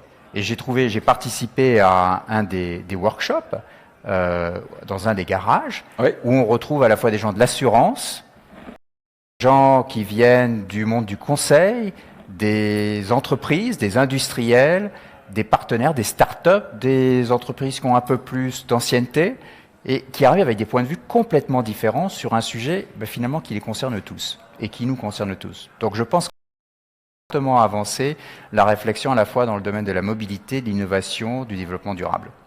Oui, et derrière ça, et j'aimerais vous entendre sur cette conviction que nous avons chez Michelin, c'est de se dire finalement c'est souvent dans les zones de friction entre les différents domaines de compétences. Et c'est pour ça qu'on aime bien cette diversité que vous venez d'évoquer. C'est-à-dire de mettre autour d'une table des gens qui n'ont pas l'habitude de travailler ensemble et qui sont même sur des niveaux de compétences différents, voire même des niveaux de maturité et de compréhension différents. Alors évidemment, ça oblige dans un premier temps à passer un peu de temps à mettre à niveau toute la communauté d'intérêt qui est autour de la table, mais ça a le mérite d'apporter des regards croisés très différents en fait sur une innovation. Accenture en fait pratique ça normalement aussi, parce que pour avoir travaillé avec vous, on vous apprend rien en disant ça, puisque vous êtes vous-même à l'initiative de bon nombre de méthodologies qui intègrent cette diversité. Mais vous avez raison, c'est bien ce qu'on cherche à faire à travers Movin'On. Alors, bon, évidemment, j'aurais plein de questions à vous poser, mais c'est vrai que celle qui m'intéresserait le plus, si on se focalise un petit peu sur la mobilité, c'est d'entendre Accenture nous dire, ben voilà comment vous allez contribuer demain, le plus concrètement possible, à l'évolution de cette mobilité durable qu'on cherche à développer à travers Movin'On. Alors on a des initiatives en cours, à la fois en travaillant avec nos clients, en travaillant avec des partenaires, mais également au sein de l'entreprise en tant que telle, au sein d'Accenture. Et dans nos différents pays, on fait appel de plus en plus à la mobilité pour aider nos collaborateurs, à utiliser moins leurs véhicules, à travailler de plus en plus de chez eux de façon à ce qu'on appelle le télétravail. C'est dans les mœurs chez Accenture. C'est dans les mœurs, à la fois pour nos consultants, mais à la fois pour l'ensemble des équipes de support. On travaille avec énormément dans chaque pays, on a un partenaire de mobilité où on met à disposition des véhicules, toujours électriques, en car sharing pour nos collaborateurs. D'accord. Donc ça, c'est une action concrète que l'on s'applique à nous-mêmes.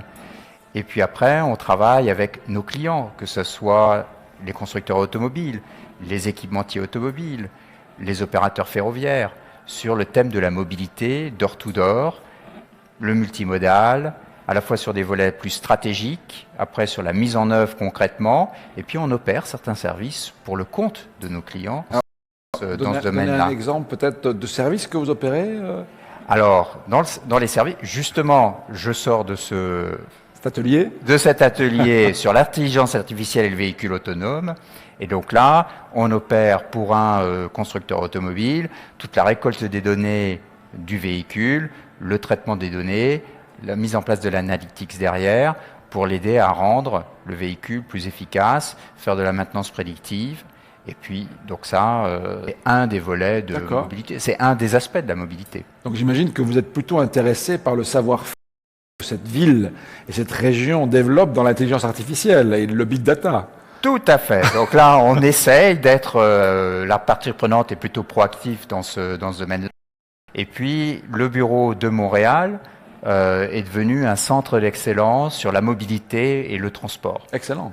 Puisque beaucoup de nos clients dans cette région s'inscrivent dans cette industrie-là.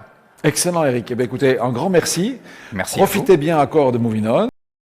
Terminé, nous avons la journée de demain et donc j'aurai sans doute le plaisir de vous revoir. Avec plaisir. Merci. À vous.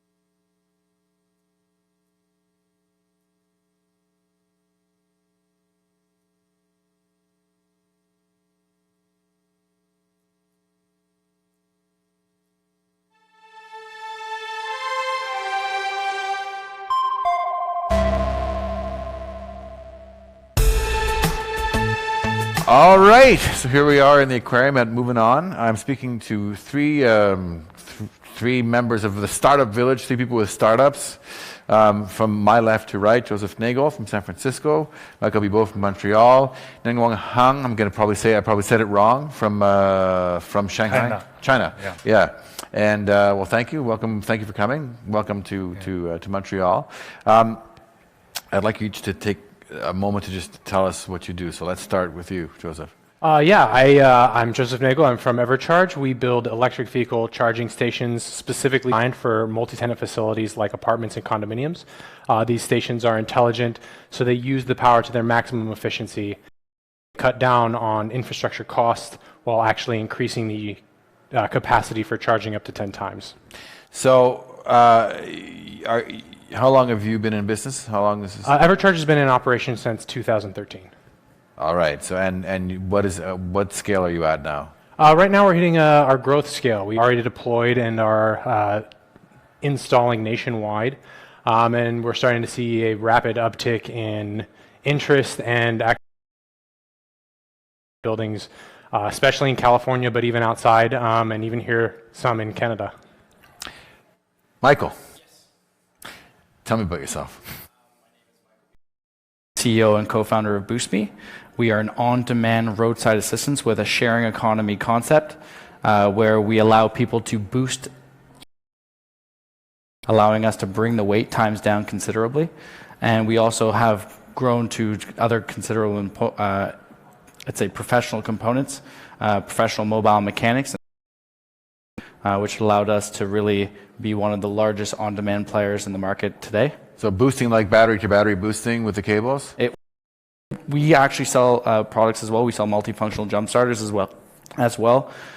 So we've kind of really put aside the old cable market. We have multifunctional jump starters that are the size of your cell phone with smart cables that detect the polarity of the battery. So there's no chance of short circuiting a vehicle. So how does your system work? I'm driving my car, or I go to my car and it doesn't start. What do I do? So if you, as a customer, you would place a request as you would with Uber, very similar functionality. You would place a request, someone in your would accept it, they would respond to it, they would be navigated in your direction as the customer follows that provider in while they're coming in your direction. Then they go and boost that person, they receive a $20 revenue income, and we receive $5. So the service as the peer-to-peer is $25. And how does it compare in terms of wait times for the person whose battery is dead versus calling a tow truck? So if I were to look at industry averages right now, on a good day it's 45 minutes. On red peak days it's 3 to 4 hours, depending on weather. We've actually been able to bring that down to 17 minutes. And Ninjan, what is your business? Okay, I'm Linjun Huang from Shanghai, China. We founded this company 2 years ago, and this company is doing the car sharing business in the biggest city in China, Shanghai. Oh, so how many cars are in the fleet? At this moment, for Shanghai single city, we have more than 200 pure EV car. So electric vehicles? Yeah. So is it similar to the car-to-go model? You can take it from anywhere, move it anywhere? Yeah.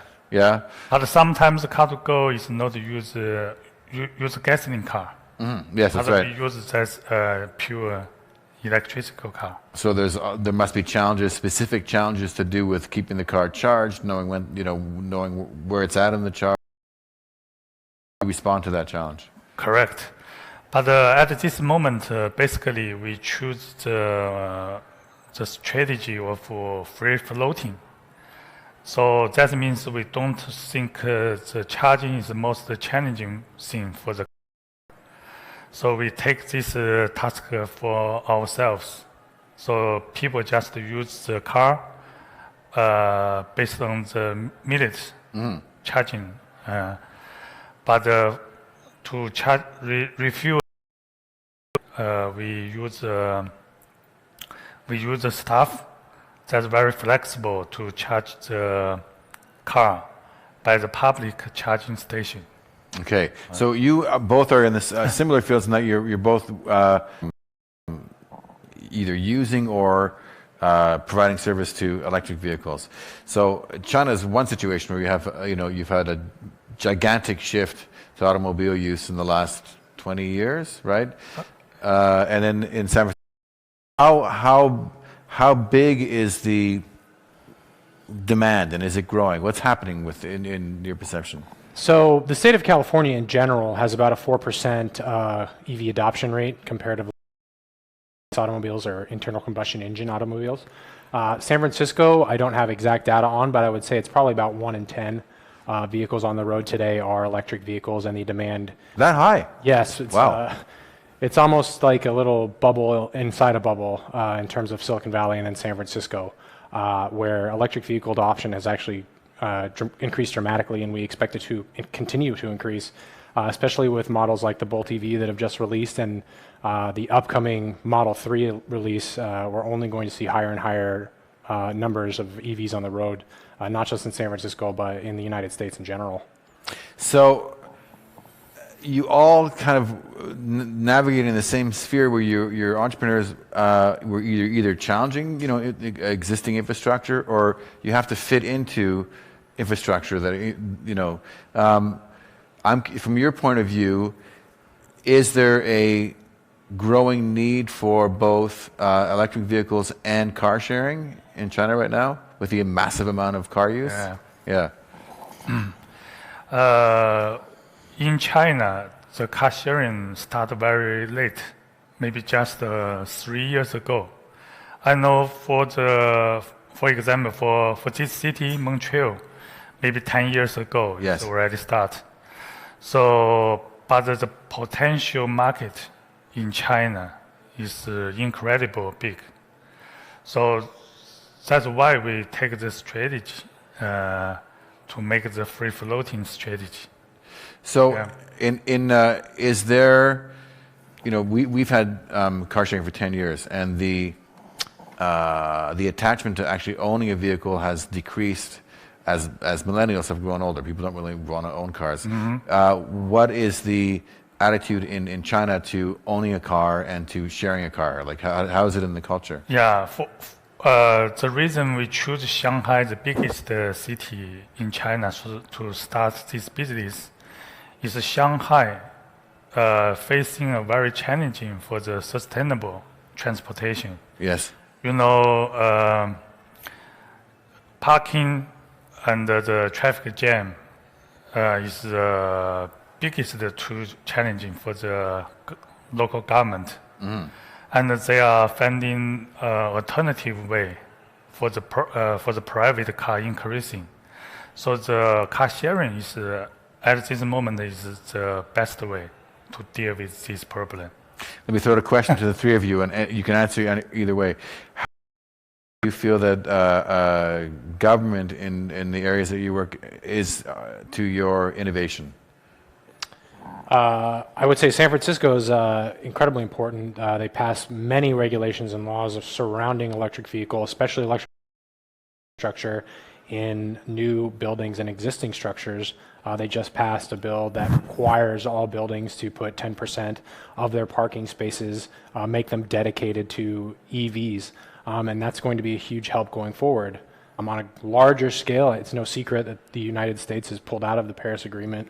And while that's disappointing, a lot of major cities in the United States have not agreed with that decision and are actually going forward with even more drastic improvements to their localized infrastructure systems. So I think locally the government has played a huge role for us and for the market in general.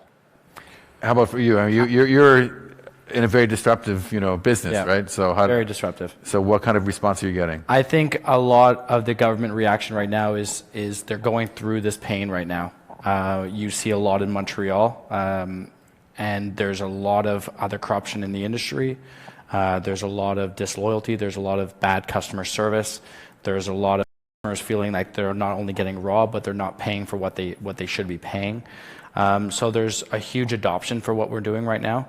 I think that within the next year or so, that what we're doing is really going to be the way to go, and it's more accurate. It saves people money and it saves people time. So it's just really finding the governments to really back that, the police to be able to put requests on highway patrol to to be able to track towing companies, and I think that's a step that we're going to be going towards. Well, you're living in a similar reality where you're decentralizing the business process. In other words, it's individuals. You're like Turo now. You're empowering individuals to go out and charge cars and make money, and so it's a very decentralized and open structure. What's the advantage to that? I think that people are always looking to find ways to pay less and to get faster service.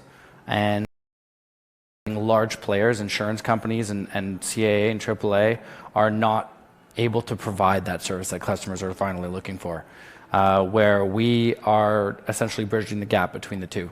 We're able to facilitate a faster service. We're able to facilitate an easier service, as a service that's trackable, so it's actually additional safety for women, for vulnerable people. So there's a large kind of change that's going on right now that we're going to be looking to implement. So, and what differentiates your product, let's say, from other recharging providers? So our product is, basically what it does is it uses intelligence to use power more efficiently. So a good example is in San Francisco, most buildings have around 100 amps of available power. With that power, you can get about 3 traditional charging stations, and then you're totally maxed out. The building has to get more power from the power company, and that's going to be hundreds of thousands of dollars to install. With our system, by intelligently managing that power, we can actually install 12 to 15 charging stations without doing anything.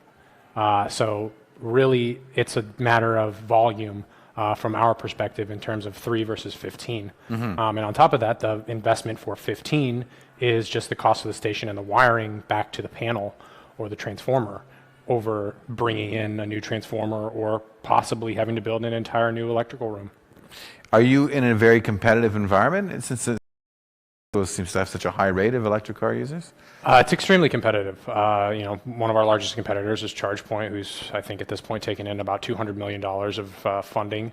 There's multiple players in the space, and it keeps increasing as the electric vehicle adoption rate goes up, which is good news for us. Competition's a good thing. We have what we feel is a superior product, and we really just want to enable the widespread adoption of electric vehicles. That's our company goal. So as long as that's happening, we're happy. I have a question that I'm going to ask to all three of you in 1 second, but I want to ask you one question, which is, what challenges does your business face in your field? Okay. The market is big enough, but more and more new player just jumping in this market. So how many direct competitors do you have? I think for Shanghai, maybe just 2 or 3 one. Okay. But all over China, maybe more than 50s. Wow. So we must keep very quick increasing rapid speed. And the most important things we can provide much better experience for the customer. So we should leverage the AI technology to make this happen. So that means people can share the car, get a better experience, better than private car. Yes. That's the most important factors. So you are both you both offer a better customer experience. Does one experience that with you as well? Yeah, actually, one of our main market differentiators outside of the technology is our service. We provide our service 24/7 on-site service support and maintenance, as well as $1 million insurance on every unit that we sell. And that is one of the biggest differentiators between us and, say, like a ChargePoint, who give you the station, they install it, and then from that point, up to you to maintain. So here's my general question. What draws young entrepreneurs like yourselves to this industry now at this point in time? Why the automotive industry? Why this? Why transportation and mobility? Jump in, anybody. Specifically, my industry hasn't changed in over 100 years. So there had to be a change. There had to be something that really stepped forward. And the roadside assistance hasn't evolved. The service hasn't improved. The wait times have not improved. There's more and more cars on the road. With electric vehicles, they become more difficult to tow, to pick up, when they run out of battery, we need to be able to service those vehicles. So this is time for what we were doing. It was ready for change. It was ready to be disturbed. There was a lot of large players that were dominating this market, and it's for young startups like ourselves to step forward and to create disruption and hopefully do something for the greater good. Joseph? I think it's because we're on the bleeding edge of technology. I mean, we're now walking into a future in which, a technology like automobiles is completely changed in the course of, say, 10 years. And we're looking at a future in which people will no longer be required to actually be behind the wheel of a car. And then to take that forward where, this is a green solution, it's good for the environment. It is, in my honest opinion, is a better solution in general than a gasoline-powered car, just because of the obvious performance capabilities, and in general, you can plug it in at your home. You don't have to. I personally hate driving around trying to find a gas station and then finding a line, rather than just having a station at my house. I think it's a much better solution in general. Ninghuan? In my opinion, I think in 10 years, the shared car will more than the private car on Chinese roads. Mm-hmm. So that's is a really challenging opportunity for us. This conference is all about collaboration. How open do you feel that the industry in general has been to you? Do people in general collaborate, or do they exchange ideas? Are you working in silos? Again, feel free to jump in, anybody. From my perspective, I think most people that I meet are very much wanting to collaborate and figure out some of these more complex problems. I don't think anyone here at the table will disagree with that. I think, when we come up against this new wave of technology, there's no way that one startup or one company can solve all the problems that we're going to face in this new world of mobility. I think it's going to take a collective of us to come together and figure out different pieces, and hopefully we're able to actually make our business models sort of fit alongside each other where there's enough business for all going forward. I think at first, being very disruptive in my industry, I was expecting a lot of resistance. I was expecting a lot of fight back, especially from major corporations like insurance companies, manufacturers, etc.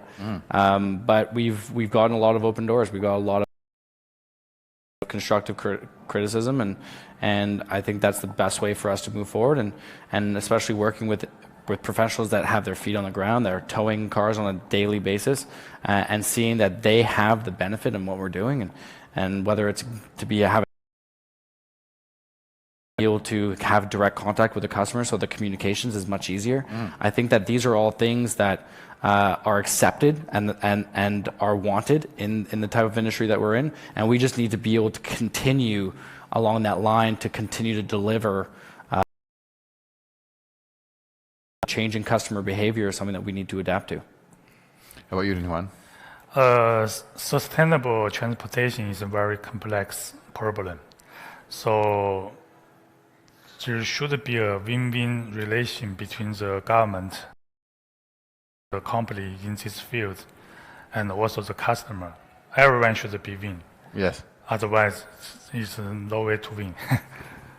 Well, you mentioned the government. You mentioned the unfortunate decision by the current president of the United States to pull out of the Paris Climate Agreement, which allows China to lead. But what would you say you have any? What would you say your biggest challenges are to growth and to development? Again, jump in. Anybody? I would say just electric vehicle adoption in general is our major linchpin for success or failure. If for whatever reason electric vehicles fail to take off in mass, I think we are looking at more of a bigger problem for our industry in general, my industry in general.